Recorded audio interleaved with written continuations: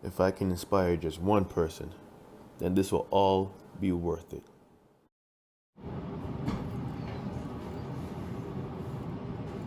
Welcome to my journey. Boom. Welcome to today's video. The importance of digital privacy. To summarize it, digital privacy is basically your ability to use the internet with your connected devices without compromising your data. The reason why I'm discussing this topic today is because we had to discuss the same topic for my college, and the combined answers and replies were very interesting. So I decided I'll share it. And for this week's topic discussion, it was for privacy or digital privacy and how it relates to social media, video surveillance, and how the electronic environment can impact one's right to privacy. Boom. To begin, I believe that digital privacy, especially in regards to social media, is very important and does not get taken as seriously as it should. The issue is that sharing personal information is common, and that information can easily be used against you. I say this because depending on the information about you, your spouse, or family member that is on the internet could possibly put them at risk, and we do not always know who it is watching our videos, liking our posts, and what their intentions are behind it. For example, making your home address public on your social media platform. This could be a problem because posting that you and your whole family are on a vacation and someone with malintention see this can act upon your home while you and your family are away. According to blog.usjournal.com, companies like Facebook run the internet's largest advertising network, which uses trafficking to collect user data. This data is how they implement very specific ad targeting, and the more smart devices you use, the more ways these companies have to collect information. Stewart, 2018. Alright, that's not all of it, but it's just some of it. I just wanted to, chime in. The requirements for the discussion was we were supposed to discuss what the issue is, what are the pros and cons for the issue, and why the issue is important, and how might the issue impact our life. That was just the main part of it. That was just the what is the issue. Now I'm going to dive into the pros and cons of the said issue. Now, a pro for digital privacy is we would be more safe with our personal information like our home address, phone number, and our place of work not being as accessible as it is already. A con against digital privacy is that our personal information would be easily accessible to strangers or to others with malintent or a different perspective. And now I'm saying a different perspective. I'm not saying this is my perspective. I'm just saying it's a different way of looking at things. Like thinking outside the box. Like this the box, think outside of it. Let me just read the thing, all right? A different perspective could be that we are safer and closer as a community because everyone's information is known by others, which could reduce the will to commit a crime because the risk of getting caught is higher since your personal information is easily accessible. The subject matter depends on the person's perspective, what they view as safe and unsafe. I was giving a bit of a disclaimer because not saying I want to know everyone's personal information or that I believe that we should all know everyone's personal information that's safe or unsafe. Just a disclaimer so you guys don't think I start typing in the comment section saying I'm crazy or whatnot. I want to know your social security number and all that type of jazz and whatnot. But for example, the unknown, it tends to scare us. So by default, not knowing everyone's personal information could cause fear and be viewed as unsafe. Compared to someone who believes that too much of their personal information being on the internet is unsafe for themselves and or their immediate family members. This issue can impact our life by having a hold on our decision making when it comes to social media and the exposure of our personal information on the internet. Boom. That was just the first paragraph, the first topic discussion, social media or digital privacy and how it relates to social media. This is the second paragraph or topic discussion, electronic environment and how that can impact one's right to privacy. Boom, let's begin. For our electronic environment, nowadays it is rare for someone to not have a smartphone and or a social media platform that they use actively. The issue is, with all these technological advancements, the need for basic human interaction is decaying. The pro of an electronic environment is that we are now more able to be connected than ever before. As long as internet access is available, communication can be done from all over the world. A con for an electronic environment is that with the increased use of social media and other internet-based communication methods, we as a whole are losing the need for face-to-face communication. It is different communicating through text messages, phone calls, and other internet-based ways compared to in-person communication. I'm not gonna lie, when I was first making this, I'm like, dang, man, I feel like I started to get deep into, you know what I'm saying? I just kept on typing away, man. Just all the words and thoughts just kept coming into me, flowing through my body like chakra onto the dang on discussion board. But let me continue. This issue is important because all these advancements are changing us for better or worse.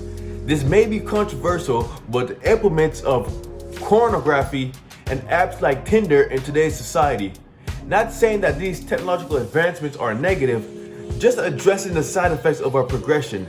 This issue can impact us by altering our way of life, means of communication with others, and possibly dampening the ability to make basic connection with someone.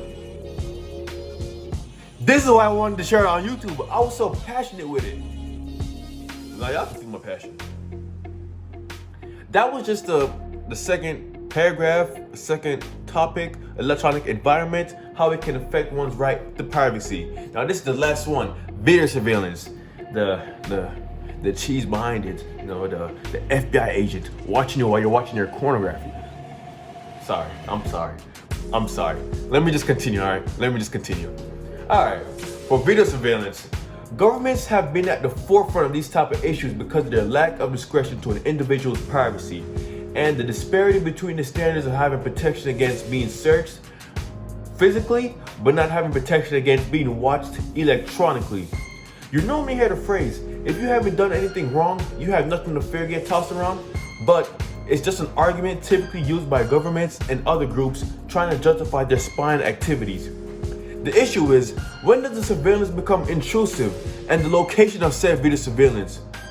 What I mean is, when is the point, when does it cross the line? Does watch me while I'm on the toilet cross the line? Such like that? Does putting it in private places, like you're at the mall, you change it over into clothes and whatnot, and you got a security camera watching you while you're in the changing room. Does that cross the line? You know what I'm saying? When does it become intrusive? And if they're gonna implement it, where would they put the cameras? You know? And to continue, for example, surveillance in public restrooms or changing rooms, or inside the cameras in our smartphones. Can you imagine that? You're on the toilet, you're watching your corn, and then they on FBI agent just watching you doing what you're doing. Like, come on now, that's kind of crazy. But video surveillance is tricky because according to cs.stanford.edu, the Constitution protects American citizens from unreasonable searches and seizures. However, after the passage of FISA and other subsequent laws, citizens have not been given the same protection with regards to electronic surveillance. Now we're about to dive into the pros of video surveillance and the cons of them.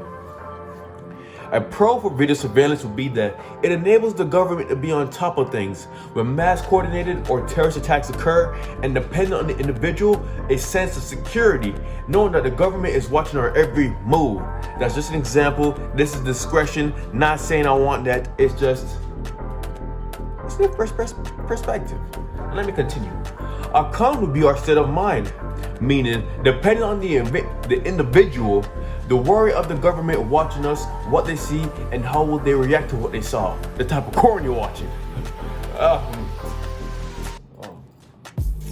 Let me continue, please. This has the potential to instill as a whole a sense of paranoia, which can easily become a pandemic and affect humanity or the nation getting watched as a whole.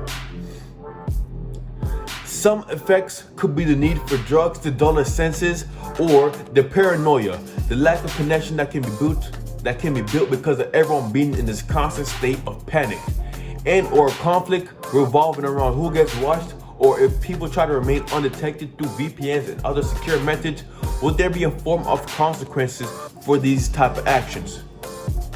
Alright, the disclaimer, my imagination might have been a bit overreactive or over imaginative, with the paranoia and the pandemic.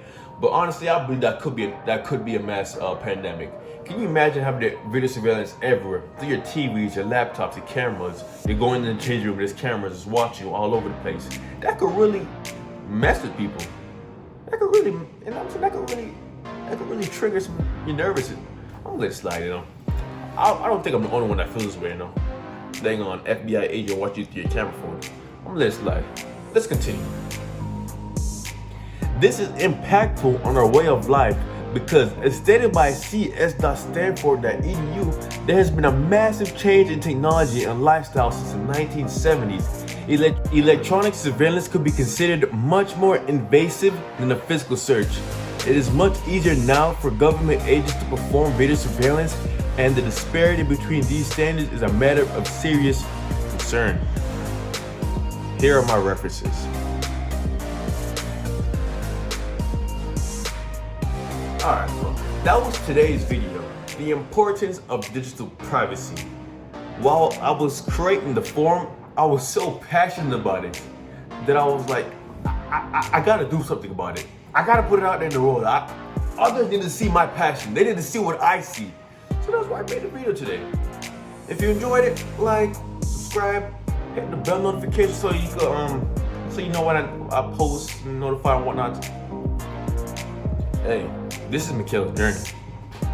Enjoy the rest of your day, and remember, the time is now. Yes, sir!